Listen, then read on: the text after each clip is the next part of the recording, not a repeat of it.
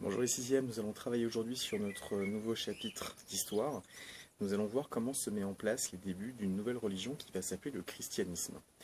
Pour ce faire, on va s'intéresser à un personnage important qui va s'appeler Jésus, puis Jésus-Christ.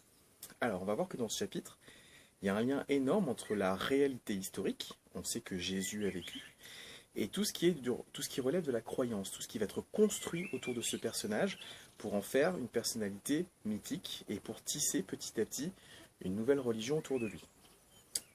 À la base, il faut quand même que vous compreniez que Jésus, pour lui, c'est un juif, et il s'est toujours considéré comme juif. Ce n'est que par la suite, après sa mort, que ses disciples vont tisser petit à petit une nouvelle religion qui aura une énorme incidence, aussi bien dans la foi que dans l'Empire romain dans son ensemble.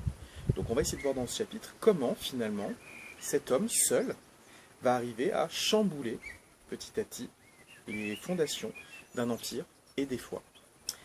Pour ce faire, on va s'intéresser dans un premier temps à ce personnage qui est Jésus. Alors Jésus, il est originaire d'une région qui s'appelle la Palestine, la Galilée, finalement, tous ces territoires qui ont été pris en contrôle par Rome à l'époque, finalement, des conquêtes sur les Juifs et surtout sur les Séleucides. Les Romains, quand ils sont venus, ils sont restés sur place et ils ont organisé un certain nombre de provinces qui sont passées de la République à l'Empire romain. Nous, au début de notre époque, au début de notre ère, au début du 1er siècle, cette organisation, elle permet à beaucoup de Juifs de vivre dans cette région relativement tranquillement.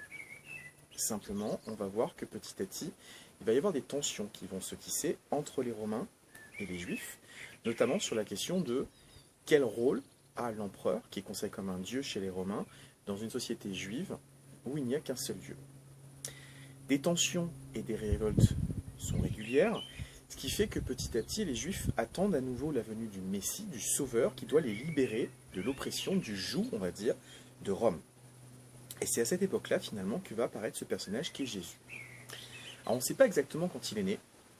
Actuellement, les dernières recherches historiques le placeraient entre -5 et la fameuse année 0. Et on sait que ce personnage va naître dans des conditions un petit peu particulières, à une époque où les Romains recensent, donc comptent le nombre d'habitants de la province ou des provinces juives, pour pouvoir, comme d'habitude, savoir combien ils vont avoir d'impôts, combien ils peuvent lever d'impôts, et si potentiellement des gens peuvent s'enrôler dans l'armée.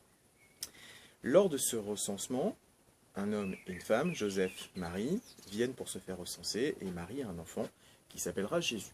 Lui, il sera éduqué dans la ville de Nazareth, il sera charpentier comme son père, mais il s'intéresse à la foi. À un moment de sa vie, il va donc retourner à Jérusalem, la grande capitale des Juifs, et il va commencer à avoir autour de lui un certain nombre de disciples, de personnes qui écoutent sa vision finalement de la religion, sa vision de la foi juive, qui vont finalement l'accompagner et chercher à diffuser petit à petit le message qu'il a. Son message reste lié à l'Ancien Testament, simplement lui va plutôt mettre en avant ce qu'on va appeler la bonne nouvelle, la bonne foi, l'idée que Dieu aime les hommes et veut les protéger. On sort de cette idée du Dieu de vengeance. Par contre, il faut respecter Dieu et respecter un certain nombre de préceptes. Notamment, Jésus va sortir un petit peu de la tradition des prêtres traditionnel du judaïsme. Il va faire vœu de pauvreté. Son but, c'est d'aider les autres. Il veut finalement vraiment adhérer aux codes religieux et aux codes moraux. Il ne va pas juger et il va soutenir l'ensemble de la population. À partir de cette époque, on va commencer à tisser autour de lui un certain nombre de miracles, de hauts faits qui montrent que finalement, il serait plus tout à fait un être humain, un petit peu au-dessus. Par contre, pour l'instant, on n'a pas d'autre mot supérieur. On va commencer à parler de miracles. On va commencer à parler de lui comme marchant sur l'eau, comme changeant l'eau en vin, multipliant le pain, ressuscitant un mort, Lazare. Là encore, comme on est dans le miracle, on est dans la croyance. Si vous y croyez, c'est vrai. Si vous n'y croyez pas, ce n'est pas vrai.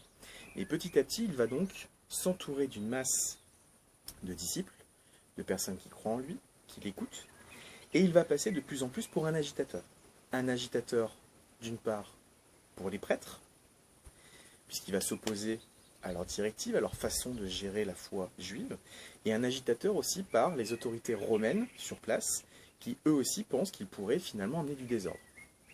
D'autant plus que les prêtres vont demander directement à ce qu'il soit puni, puisqu'il remet en cause directement leur autorité.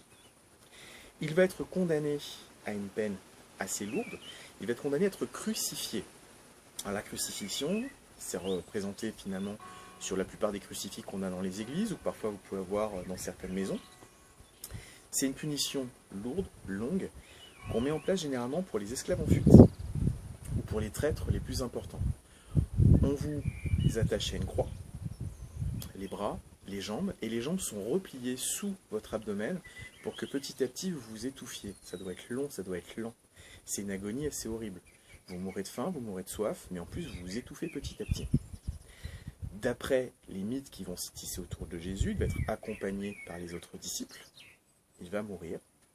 On va commencer à créer finalement un certain nombre de mythes autour de cette mort, notamment Longinius qui, pour prouver qu'il n'était qu'un humain comme les autres, lui aurait incisé finalement un morceau d'abdomen avec une lance.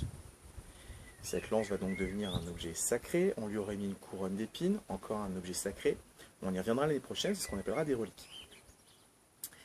Il va mourir, et c'est là que finalement, petit à petit, on va voir se dessiner un petit peu le mythe autour de lui. Puisque, a priori, d'après la Bible, quelques jours après sa mort, il va ressusciter et rester pendant 40 jours avec ses disciples pour leur donner les derniers conseils. À partir de là, il rejoint le ciel, et c'est là que va commencer à se glisser cette idée qu'il est le fameux Messie, le Christos, donc Jésus-Christ, qu'il n'est pas tout à fait un être humain, qu'il est le Fils de Dieu. On va voir se dessiner finalement toute cette légende autour de lui. Pour les autres faits, nous on sait qu'il a vécu finalement en Palestine, on sait qu'il a eu une incidence. Pour le reste, ça reste un humain comme les autres, sauf si vous êtes croyant bien entendu. Après sa mort, la première ou la deuxième, en fonction de ce à quoi vous croyez, ces disciples vont commencer à se diffuser un petit peu dans la Palestine, puis au-delà, pour essayer de diffuser le message du Christ. Et c'est là finalement que cet homme, qui du début à la fin de sa vie s'est vu comme un juif, son message va être transformé, et puisque ce serait un Messie incarné, on va commencer à voir se dessiner les traces d'une autre religion. Je vous remercie de votre écoute. On continue la prochaine fois pour voir ce qui va se passer après la mort de Jésus-Christ.